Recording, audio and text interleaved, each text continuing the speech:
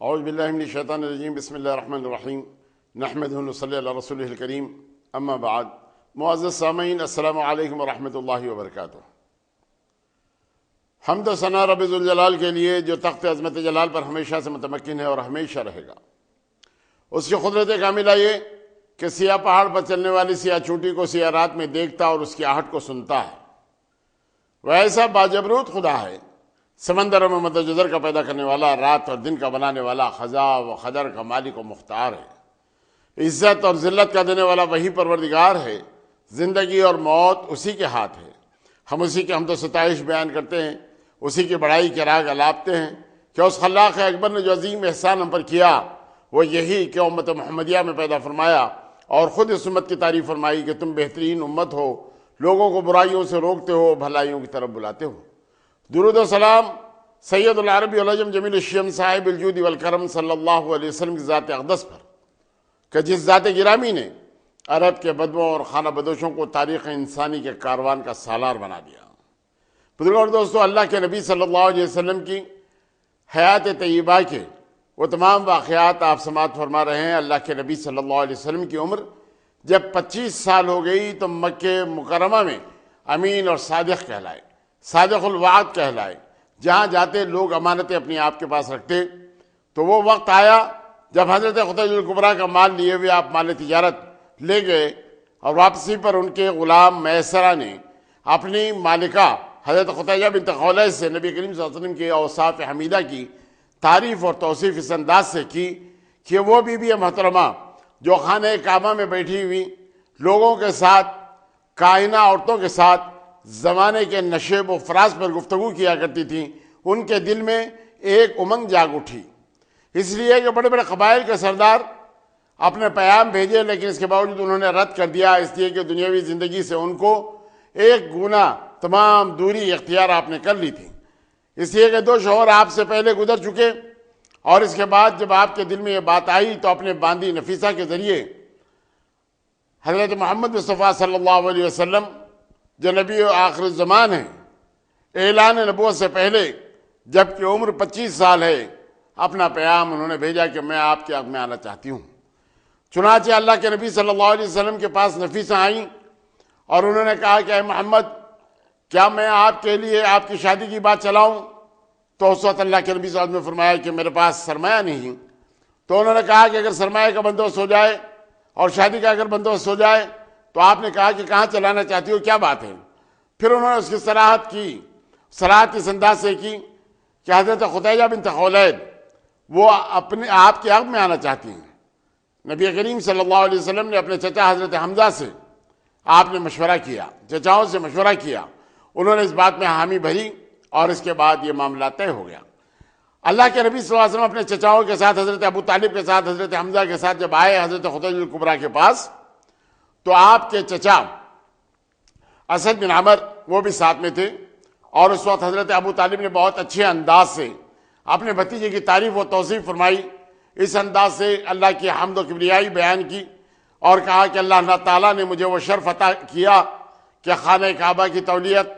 اور یہاں کے لوگوں کو پانی پلانے کی جو سعادت اور منزلت ہے وہ ہمارے اپنے قبیلے اور ہمارے خاندان میں ہے، اور ہمارا قبیلہ اور خاندان حضرت ابراہیم علیہ السلام اور ان کے بیٹے حضرت اسماعیل علیہ السلام اور ان کا قبیلہ ہے جو سب سے زیادہ معزز ہے، اور میرا یہ جو بھتیجا ہے یہ تمام عرب میں ایک خصوصی خاصیت، خصوصی اہمیت کا حامل ہے، یہ صادق الوعد ہے، امین ہے، صادق ہے۔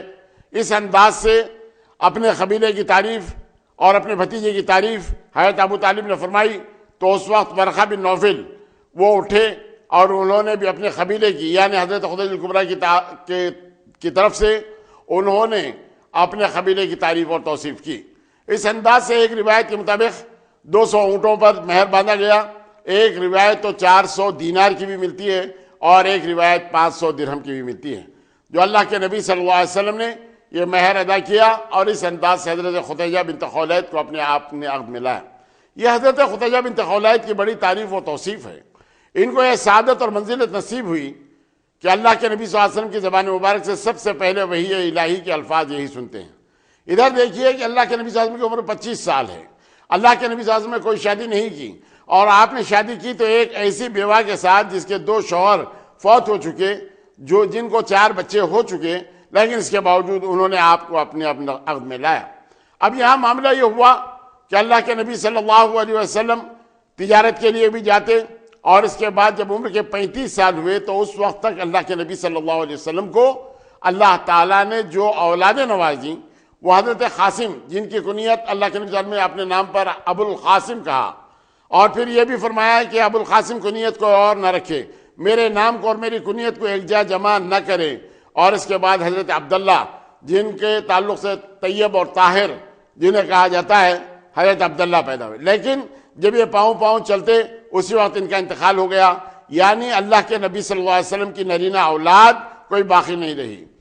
یہ عمر بن عاص کے جو باپ تھا، عاص بن وائل، اس نے یہی تو کہا ان محفلوں کے اندر تو اب تو ان کی جڑ کٹ گئی، تو اللہ تعالیٰ نے اپنے حبیب پاک پر سورہ کوثر کا نزول فرمایا کہ اے ہمارے حبیب، ہم نے آپ کو کوثر عطا کیا ہے۔ اس انداز سے اللہ کے نبی صلی اللہ علیہ وسلم کی جو اولادیں ہوئی، یعنی 30 سال کے بعد جو اولادیں ہوئی، ان کی مختصر سی تعریف یہ ہے کہ حضرت زینب پیدا ہوئی، لڑکیوں میں سب سے بڑی حضرت زینب، اس کے بعد حضرت بی بی رقیہ، ام کلثوم اور حضرت بی بی فاطمہ۔ حضرت زینب کا جو عقد تھا وہ آپ کے خالہ زاد بہن کے بھائی کے سے ہوا، مطلب یہ کہ حضرت حالہ بنت خولہ یہ حضرت ختیجۃ الکبریٰ کی بہن تھی، ان کے صاحبزادے تھے ابو العاص سے آپ بیاہی گئیں، اور ابو العاص بڑے شریف النفس انسان تھے جس کی تعریف و توصیف اللہ کے نبی صلی اللہ علیہ وسلم نے بھی فرمائی، اور پھر ان دونوں میاں بیوی میں بہت زیادہ محبت تھی۔ اللہ کے نبی صلی اللہ علیہ وسلم نے جب اعلان نبوت فرمایا تو کفاران مکہ نے حضرت ابو العاص پر اس بات کا زور دیا کہ آپ محمد کی بیٹی کو چھوڑ دیں، لیکن انہوں نے کہا کہ ان کے اوصاف حمیدہ بہت زیادہ اچھے، میں اپنی بیوی کو دور نہیں کر سکتا، چھوڑ نہیں سکتا، میں اپنے پاس ہی رکھوں گا، اس لیے کہ ان میں وہ تمام اوصاف جو ایک شوہر کے لیے ایک بیوی کی جو ضرورت ہے وہ مکمل طور پر پورا کرنے والی ہیں، اس لیے میں ان کے ساتھ یہ عمل نہیں کر سکتا۔ حضرت ابو العاص نے یہ بات کہی، اور حسن اتفاق کہ ابو العاص جب غزوہ بدر میں مشرکین مکہ کی طرف سے مجبوراً لائے گئے اور جب گرفتار ہوئے تو اللہ کے نبی صلی اللہ علیہ وسلم نے تمام قیدیوں کے لیے اس بات کے لیے ذمہ داری دی کہ فدیہ دیں اور اس کے بعد آزاد ہو جائے۔ تو حضرت ختیجۃ الکبریٰ کی وہ صاحبزادی حضرت بی بی زینب، چونکہ حضرت ختیجۃ الکبریٰ کا اس وقت تک انتقال ہو چکا تھا، ان کا تو انتقال 10 نبوی میں ہوا، اب معاملہ یہ ہوا کہ اللہ کے نبی صلی اللہ علیہ وسلم کے پاس حضرت زینب نے وہ ہار جو حضرت ختیجۃ الکبریٰ نے دیا تھا اس کو اپنے شوہر نامدار کو چھڑانے کے لیے آپ نے بھیجا۔ اللہ کے نبی صلی اللہ علیہ وسلم کے سامنے وہ تمام زندگی جو سابقہ کی تھی حضرت ختیجۃ الکبریٰ کے ساتھ آپ نے گزاری تھی، وہ منظر سامنے آ گئے، آنکھیں آپ دیدہ ہو گئیں۔ صحابہ کرام نے کہا کہ اللہ کے رسول، آپ تو مختار ہیں، آپ اس معاہدے کے ساتھ کہ حضرت زینب کو ہمارے پاس بھیج دیں، یہ ہار بھی انہیں واپس کر دیجئے، ابو العاص کو بھی آزاد کر دیجئے۔ تو چنانچہ اللہ کے نبی صلی اللہ علیہ وسلم نے ابو العاص سے یہ معاہدہ لیا کہ آپ حضرت زینب کو ہمارے پاس بھیج دیں، اور وہ عقیق کا ہار جو ان کی زوج محترمہ نے ان کو چھڑانے کے لیے بھیجا تھا اس کو بھی آپ نے واپس کر دیا۔ اور اس کے بعد ابو العاص چونکہ بہت اچھے اور سچے آدمی تھے، اسی لیے انہوں نے جا کر حضرت زید بن حارثہ کو اللہ کے نبی صلی اللہ علیہ وسلم نے ان کو لانے کے لیے بھیجا، اور حضرت زینب کو لیے ہوئے جب آ رہے تھے تو بطن نخلا میں حبار بن اسود نامی ایک شقی انسان نے حضرت بی بی زینب کو کجاوے سے گرا دیا۔ یہ جب کجاوے سے گر گئیں تو حاملہ تھی، حمل ساقط ہو گیا۔ ابو سفیان بن حرب اس مقام پر تھے، انہوں نے حضرت زینب کو اپنے پاس مکہ لے گئے اور ان کی تیمارداری کی، اور ان کی تمام بیماری شفا ہونے کے بعد پھر انہوں نے مدینہ منورہ ان کو بھیج دیا۔ یہ وہ وقت ہے جب اللہ کے نبی صلی اللہ علیہ وسلم مدینہ منورہ ہجرت کر کے پہنچ چکے تھے، اور آپ وہ جا چکے تھے، اور بدر کی لڑائی ہو چکی تھی۔ بزرگوں اور دوستو، یہ اللہ کے نبی صلی اللہ علیہ وسلم کے اولاد کے ساتھ جو احسان ابو سفیان بن حرب نے اس وقت کیا تھا، اللہ کے نبی صلی اللہ علیہ وسلم نے فتح مکہ کے بعد وہ احسان کا بدلہ اللہ کے نبی صلی اللہ علیہ وسلم نے کس انداز سے دیا، انشاءاللہ المستعان وہ سلسلہ وار جب بات آپ کے سامنے آئے گی تو تمام باتیں سامنے آئیں گی کہ اللہ کے نبی صلی اللہ علیہ وسلم نے کیسا احسان ابو سفیان بن حرب پر کیا۔ تو یہ حضرت بی بی زینب جو کجاوے سے گر گئی تھی، اس کے بعد 6 ہجری میں آپ کے شوہر نامدار ایک قافلے کے ساتھ آ رہے تھے کہ مسلمانوں کے ہاتھ گرفتار ہوئے، تو تمام مال و اسباب مسلمانوں نے ان کا لے لیا تھا، لیکن آپ اپنی بیوی کی پناہ میں گئے تو اللہ کے نبی صلی اللہ علیہ وسلم نے فرمایا کہ ابو العاص کا تمام مال واپس کر دیا جائے۔ تو کہتے یہ ہیں کہ سوئی بھی اس کے اندر وہ واپس کر دی گئی جو ابو العاص کی تھی، اور ابو العاص نے آ کر مکے والوں کو اپنے تمام وہ مال دے دیا، اور اس کے بعد سیدھا مدینہ پہنچے اور اقرار کیا اشہد ان لا الہ الا اللہ و اشہد ان محمد رسول اللہ کا۔ تو اللہ کے نبی صلی اللہ علیہ وسلم اسی مہر پر جو سابقہ میں باندھا گیا تھا، عقد ثانیہ آپ نے انہی کے ساتھ کیا، اور اس انداز سے کچھ دن گزارے تھے کہ اس کے بعد 7 ہجری کے بعد حضرت بی بی زینب کا انتقال ہوا۔ یہ حضرت زینب جن سے ایک لڑکا اور ایک لڑکی ہوئے، لڑکے کا نام تھا علی اور لڑکی کا نام تھا امامہ۔ یہ امامہ حضرت بی بی فاطمہ کے انتقال کے بعد حضرت علی بن ابی طالب کے عہد میں آتی ہیں، اور حضرت علی وہ صاحبزادے جو علی زینبون کہلاتے تھے، فتح مکہ کے دن اللہ کے نبی صلی اللہ علیہ وسلم کے ساتھ تھے۔ ایک روایت تو یہ بھی ملتی ہے کہ فتح مکہ کے دن جو اللہ کے نبی صلی اللہ علیہ وسلم کے کاندھے پر چڑھ کر تمام بتوں کو صاف کیا وہ علی زینبون تھے، اور ایک روایت حضرت علی بن ابی طالب کی بھی ملتی ہے۔ تو بزرگوں اور دوستو، اس انداز سے حضرت بی بی زینب کا انتقال ہوا، تو اللہ کے نبی صلی اللہ علیہ وسلم نے فرمایا کہ میری افضل بیٹی کا انتقال ہو گیا، اور ان کو اپنا پیرہن مبارک، اپنا کپڑا دیا کفن کے لیے۔ اس انداز سے نماز جنازہ پڑھائی، اور پھر بقیع کے قبرستان میں آپ کی تدفین عمل میں آئی۔ اس کے بعد حضرت بی بی رقیہ اللہ کے نبی صلی اللہ علیہ وسلم کی یہ دوسری صاحبزادی ہیں۔ ان کا عقد ہوا تھا ابو لہب کے ایک بیٹے عتبہ جس کا نام تھا اس کے ساتھ ہوا تھا، اور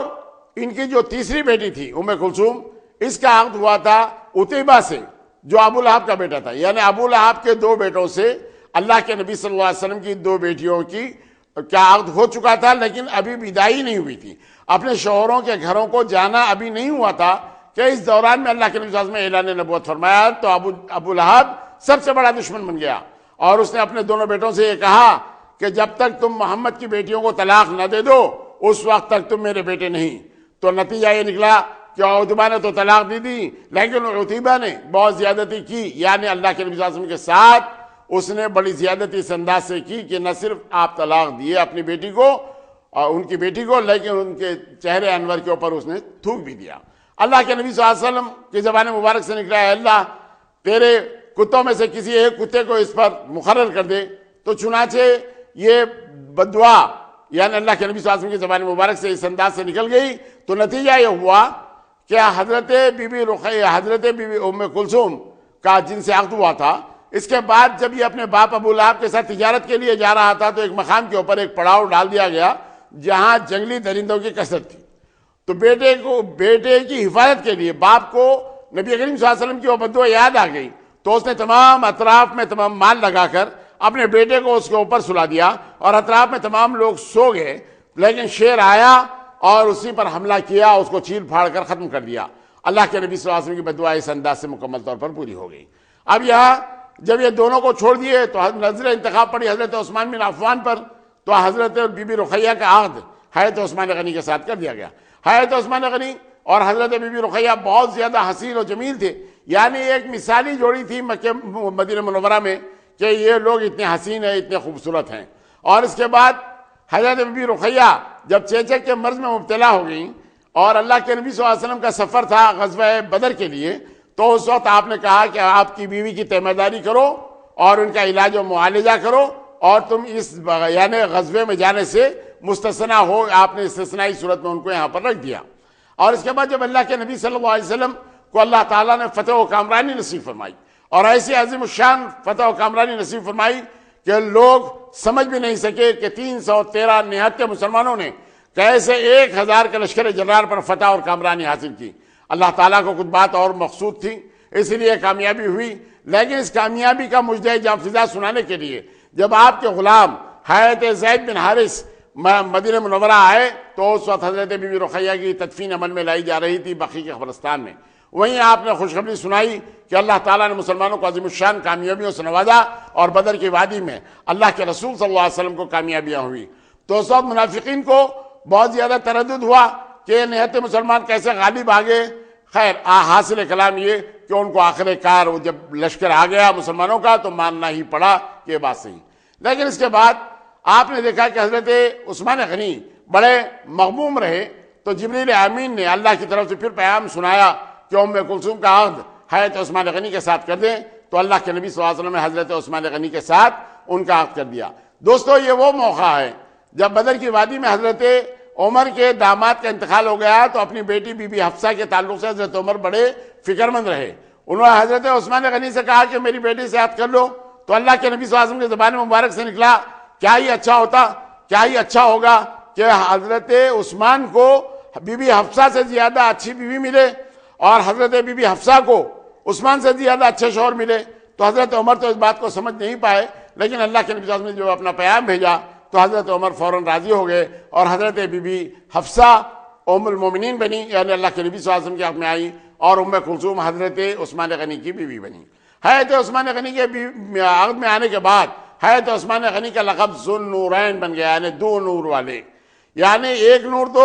اللہ کے نبی صلی اللہ علیہ وسلم کا حضرت بی بی رقیہ کی شکل میں، ایک نور حضرت ام کلثوم کی حد میں، یعنی آدم علیہ السلام سے لے کر نبی کریم صلی اللہ علیہ وسلم تک تمام انبیاء میں کسی ایک شخص کو یہ سعادت اور منزلت حاصل نہیں ہوئی کہ نبی کی دو بیٹیاں اس کے عقد میں آئی ہوں سوائے حضرت عثمان غنی کے۔ حضرت عثمان غنی کے عقد میں اس انداز سے آپ آ گئیں، اور اس کے بعد آپ سے بھی کسی قسم کی کوئی اولاد نہیں ہوئی۔ ہاں البتہ حضرت رقیہ سے ایک لڑکا ہوا تھا، لیکن مرغ کے چونچ مارنے کے بعد ان کا بھی انتقال ہو گیا۔ اب یہاں معاملہ یہ ہوا کہ حضرت بی بی فاطمہ کی بات آئی، تو حضرت بی بی فاطمہ کی بات یوں آئی کہ لوگوں نے حضرت علی ابن ابی طالب سے کہا کہ آپ حضرت فاطمہ کو اپنے عقد میں لائیے، تو حضرت علی نے کہا کہ میرے پاس کیا ہے جو نبی کی بیٹی کو میں اپنے لیے مانگوں؟ تو پھر لوگوں نے کہا کہ کیا اللہ کے نبی صلی اللہ علیہ وسلم اس بات سے واقف نہیں؟ تو کہا کہ واقف ہیں، یعنی اللہ کے نبی صلی اللہ علیہ وسلم پر کسی قسم کا بوجھ یا کسی قسم کی فکر نہ ہو، اس غرض سے حضرت ابوبکر صدیق نے بھی حضرت بی بی فاطمہ کے لیے پیام بھیجا۔ اللہ کے نبی صلی اللہ علیہ وسلم نے فرمایا کہ فاطمہ بھی چھوٹی ہیں۔ حضرت عمر نے بھیجا تو وہی جواب ملا کہ حضرت بی بی فاطمہ چھوٹی ہیں۔ تو حضرت ابوبکر صدیق نے حضرت عمر نے مل کر سوچا کہ حضرت علی ابن ابی طالب کو کیوں نہ اس بات کے لیے راضی کرے کہ وہ فاطمہ بنت محمد کے ساتھ عقد کرے۔ چنانچہ حضرت علی ابن ابی طالب سے اس بات کو بتایا گیا تو انہوں نے اس بات کا عذر کیا۔ اور دوسری روایت یوں ملتی ہے کہ انصار کے کچھ لوگ حضرت علی ابن ابی طالب سے یہ کہا کہ آپ فاطمہ بنت محمد کو اپنے عقد میں لائیے، تو اس وقت بھی آپ نے یہی جواب دیا کہ میرے پاس کیا ہے جو نبی کی بیٹی کو میں اپنے لیے مانگوں۔ لیکن تیسری روایت یہ ملتی ہے کہ آپ کی ایک آزاد کردہ باندی تھی، اور اس باندی نے حضرت علی ابن ابی طالب سے پوچھا کہ اے علی کیا فاطمہ کے لیے کوئی رشتہ آیا ہے؟ تو آپ نے کہا کہ میں جانتا نہیں۔ تو کہا کہ تم اپنے رشتہ کیوں نہیں مانگتے؟ تو انہوں نے کہا کہ میرے پاس کیا اللہ کے نبی صلی اللہ علیہ وسلم اس بات سے واقف نہیں؟ تو کہا کہ واقف ہے۔ تو کہا کہ جائیے۔ تو چنانچہ جب حضرت علی ابن ابی طالب نبی کریم صلی اللہ علیہ وسلم کے پاس اس غرض سے آئے کہ فاطمہ بنت محمد کا ہاتھ مانگیں، یعنی اپنے عقد میں لانے کے لیے، تو اس وقت اللہ کے نبی صلی اللہ علیہ وسلم نے حضرت علی ابن ابی طالب کو دیکھتے ہوئے کہا اے علی بے وقت چلے آئے ہو، کیا فاطمہ سے عقد کا ارادہ ہے؟ حضرت علی متعجب ہوئے، انہوں نے کہا کہ اللہ کے سچے رسول اسی غرض سے آیا ہوں۔ پھر حضور نے پوچھا کہ تمہارے پاس کیا ہے؟ کہا کہ ایک زرہ ہے، حتمی زرہ، اور ایک گھوڑا ہے۔ کہا گھوڑا اپنے جہاد کے لیے رکھو، لیکن اس زرہ کو آپ فروخت کر دو۔ چنانچہ حضرت علی ابن ابی طالب وہ لوہے کے زرہ کو اپنے کاندھے پہ ڈالے ہوئے بیچنے کے لیے جب بازار جا رہے تھے تو حضرت عثمان غنی سے راستے میں ملاقات ہو گئی۔ پوچھا کہ ادھر کے ارادے ہیں؟ کہا زرہ بیچنے کے لیے جا رہا ہوں، شادی کا انتظام کرنا ہے تو عثمان غنی کے جیب میں اس وقت 480 درہم تھے، انہوں نے دے کر وہ زرہ خرید لی۔ اور حضرت علی ابن ابی طالب سے کہا کہ اب یہ زرہ کا مالک میں بن گیا؟ تو کہا کہ ہاں۔ تو کہا کہ آپ کی شادی کے تحفے کے طور پر یہ زرہ میں اپنی طرف سے پیش کرتا ہوں۔ تحفتاً حضرت عثمان غنی نے حضرت علی ابن ابی طالب کو 480 درہم بھی دے دیے، اور وہ زرہ بھی انہوں نے اس انداز سے آپ کے حوالے کر دی۔ وہ 480 درہم لیے ہوئے جب اللہ کے نبی صلی اللہ علیہ وسلم کے پاس آپ آئے، اور پھر اس کے بعد آپ نے کہا کہ 480 درہم میں نے بیچا، اور پھر تحفتاً یہ حضرت عثمان نے مجھے دے دی۔ اللہ کے نبی صلی اللہ علیہ وسلم نے انہیں دعائیں دی، اور حضرت بلال حبشی کو بلا کر شادی کا انتظام کرنے کے لیے آپ نے کہا۔ اور اس وقت آپ نے حضرت انس بن مالک سے کہا کہ جاؤ اکابرین صحابہ کو بلا لاؤ، جس میں حضرت ابو عبیدہ بن جراح ہیں، حضرت ابوبکر صدیق، حضرت عمر فاروق کے علاوہ حضرت سعد بن عبادہ ہے، سعد بن معاذ رضی اللہ تعالیٰ عنہ ہے، یہ حضرت اسید بن حضیر ہے۔ ان لوگوں کو جب بلایا گیا، جمع کر دیا گیا، تو اللہ کے نبی صلی اللہ علیہ وسلم ممبر پر چڑھتے ہوئے آپ نے خطبہ دیا۔ خطبہ دیتے ہوئے کہا کہ اللہ تعالیٰ نے اپنے ایک محبوب بندے حضرت علی ابن ابی طالب کا نکاح بیت معمور میں حضرت فاطمہ بنت محمد کے ساتھ کیا ہے، اور مجھے اس بات کا حکم دیا گیا ہے کہ میں آپ لوگوں کے سامنے ایجاب و قبول کرواؤں۔ چنانچہ اللہ کے نبی صلی اللہ علیہ وسلم نے ایجاب و قبول فرمایا۔ اپنی بیٹی حضرت بی بی فاطمہ سے پوچھا کہ میں تمہارا عقد حضرت علی ابن ابی طالب کے ساتھ کر رہا ہوں۔ وہ شرم آیا کے ساتھ خاموش رہیں، اور اس کے بعد حضرت علی ابن ابی طالب کے جب عقد میں لا دی تو اس وقت اللہ کے نبی صلی اللہ علیہ وسلم نے فرمایا اے علی نبی کی بیٹی تم کو مبارک ہو۔ اور حضرت بی بی فاطمہ سے فرمایا کہ اے فاطمہ میں نے اپنے خاندان کے سب سے اچھے فرد کے ساتھ تمہارا عقد کیا ہے۔ اور پھر اللہ کے نبی صلی اللہ علیہ وسلم نے جب حضرت علی بن ابی طالب ایک مکان کرائے سے لیے تو اس کرائے کے مکان میں جانے کے لیے اپنے اونٹ پر جب آپ حضرت بی بی فاطمہ کو بٹھایا تو حضرت سلمان فارسی نے اس کی نکیل پکڑی اور حضرت ام ایمن کو ایک روایت کے مطابق اور ایک روایت کے مطابق اسماء بنت عمیس کو جو حضرت جعفر طیار کی زوجہ محترمہ تھیں، بعد میں حضرت ابوبکر صدیق کی عہد میں آئیں، ان کو آپ نے ساتھ میں بھیجا اور پھر اللہ کے نبی صلی اللہ علیہ وسلم دوسرے دن صبح ان کے مکان میں پہنچے تو اندر آنے کا آپ نے اذن مانگا۔ یعنی اپنی بیٹی کے مکان میں داخل ہونے کے لیے آج جو عام رواج ہمارے پاس ہے اس کے لیے اللہ کے نبی صلی اللہ علیہ وسلم کا طریقہ کار کیا ہے دوستو، یہ بھی سن لو۔ اللہ کے نبی صلی اللہ علیہ وسلم نے اندر آنے کا اذن مانگا اور جب آپ اندر داخل ہوئے تو آپ نے پانی منگوایا، ایک کٹورے میں پانی پیش کیا گیا، اللہ کے نبی صلی اللہ علیہ وسلم نے اپنے دونوں ہاتھ اس میں ڈبوئے اور حضرت علی بن ابی طالب کے سینے پر اس کا چھڑکاؤ کیا، حضرت بی بی فاطمہ کو بلایا، وہ بھی شرماتی ہوئی آئیں تو آپ پر بھی ایک پانی کا چھڑکاؤ کیا، بارگاہ اقدس کے اندر نیک اور صالح اولاد کے لیے اللہ کے نبی صلی اللہ علیہ وسلم نے انہیں دعائیں دیں۔ اللہ کے نبی صلی اللہ علیہ وسلم باہر کسی غزوے میں جاتے یا باہر کسی اور مقصد کے لیے جاتے تو حضرت بی بی فاطمہ کے پاس آتے، اور حضرت بی بی فاطمہ جب باہر سے آتے تو حضرت بی بی فاطمہ کے پاس پہلے آتے، ان سے ملاقات کرتے اور جاتے۔ تو حضرت بی بی فاطمہ کا چونکہ مکان بہت زیادہ دور تھا تو انہوں نے کہا اللہ کے نبی صلی اللہ علیہ وسلم سے کہ اے اللہ کے نبی، حارث بن نعمان سے یہ کیوں نہیں کہتے کہ ہمارے لیے مکان کا بندوبست کرے؟ اللہ کے نبی صلی اللہ علیہ وسلم نے فرمایا کہ بیٹی، میں انہیں کچھ کہتے ہیں مجھے شرم محسوس اس لیے ہوتی ہے کہ آپ کے آنے سے پہلے انہوں نے بہت سارے مکان مجھ پر نچھاور کر دیے، اب میں کسی قسم کی کوئی بات ان کے سامنے کر نہیں سکتا۔ لیکن جب حارث بن نعمان کو یہ بات معلوم ہوئی کہ اللہ کے نبی صلی اللہ علیہ وسلم اپنی صاحبزادی کو اپنے پاس بلانا چاہتے ہیں تو فوراً آئے اور انہوں نے کہا کہ اللہ کے نبی، وہ مال جو میرے اپنے پاس ہو اس سے زیادہ اچھا مال تو وہ ہے جو میں آپ کی خدمت پہ پیش کروں، ایک مکان کا بندوبست کیے دیتا ہوں، آپ اپنی صاحبزادی اور اپنے داماد کو بلا لیجئے۔ تو چنانچہ اللہ کے نبی صلی اللہ علیہ وسلم نے حضرت بی بی فاطمہ کو ان کے اپنے پاس بلا لیا اس مکان کے اندر جو خانہ کعبہ سے متصل تھا۔ بزرگوں اور دوستوں، میں یہاں آپ کو بتلا دوں کہ اللہ کے نبی صلی اللہ علیہ وسلم نے بہت مختصر سے جہیز آپ کو دیا۔ ایک روایت کے مطابق تو وہ جہیز حضرت علی بن ابی طالب نے جو مال و متاع پیش کیا 480 درہم، اسی میں وہ خریدا گیا، اور ایک چارپائی بان کی، ایک گدا جس کے اندر کھجور کی چھال بھری ہوئی تھی، اور 2 مشکیزیں اور 2 گھڑے اور ایک چکی پیسنے کی آٹا پیسنے کے لیے۔ اس انداز سے اللہ کے نبی صلی اللہ علیہ وسلم نے بہت مختصر سا جہیز بھی حضرت بی بی فاطمہ کے ساتھ دیا۔ بزرگوں اور دوستو، یہ حضرت بی بی فاطمہ کے لیے جو دعائیں کی گئی تھیں وہ دعاؤں کا طفیل یہ کہ وہ 6 اولادیں ان سے ہوئی اور پھر 2 کا انتقال تو بچپن میں ہو گیا، لیکن تاریخ اسلام میں جنہوں نے نام کمایا حضرت امام حسن نے، امام حسین نے، انشاءاللہ المستعان ان کی تفصیلات بھی بعد آئیں گی۔ حضرت زینب اور حضرت ام کلثوم جو کربلا معلیٰ میں موجود تھی، ان کے تذکرے بھی انشاءاللہ المستعان آپ بعد سماعت فرما سکیں گے۔ تو یہ اللہ کے نبی صلی اللہ علیہ وسلم کی اولادیں تھیں اور یہ تمام حضرت خدیجہ کبریٰ سے ہوئی، لیکن ایک لڑکا ابراہیم جن کا نام تھا وہ ماریہ قبطیہ، جو محقق نے حضرت حاتم ابن ابی بلدیہ کے ذریعے 2 لڑکیوں کو بھیجا تھا اور ان کا نام تھا شیری قبطیہ اور ماری قبطیہ۔ اللہ کے نبی صلی اللہ علیہ وسلم نے، یہ ملک الیمین کہلاتی ہے، اللہ کے نبی صلی اللہ علیہ وسلم نے حضرت ماریہ قبطیہ کو اپنے پاس رکھ لیا اور شیری قبطیہ کو حضرت حسان بن ثابت جو شاعر تھے آپ کے دربار کے، ان کے حوالے انہوں نے اس کو کیا۔ ان سے ایک لڑکے پیدا ہوئے اور یہ لڑکے جب پیدا ہوئے تو اللہ کے نبی صلی اللہ علیہ وسلم نے ان کو ابو سیف کے پاس دیا۔ ام سیف انہیں دودھ پلاتی تھیں اور ان کی دایا تھی۔ اللہ کے نبی صلی اللہ علیہ وسلم نے انہیں ایک نخلستان بھی دیا تھا گزارے کے لیے۔ ابو سیف تھے لوہار اور ان کے گھر اللہ کے نبی صلی اللہ علیہ وسلم 3 میل سفر کر کے جاتے اور دھوئے کی حالت میں بھی اپنے بیٹے سے ملنے کے لیے جاتے۔ لیکن جب 16-18 مہینے کے بعد جب آپ کا انتقال ہو گیا تو اللہ کے نبی صلی اللہ علیہ وسلم کی آنکھ میں جب آنسو آئے تو حضرت عبد الرحمن بن عوف نے کہا کہ اللہ کے نبی کیا آپ روتے ہیں؟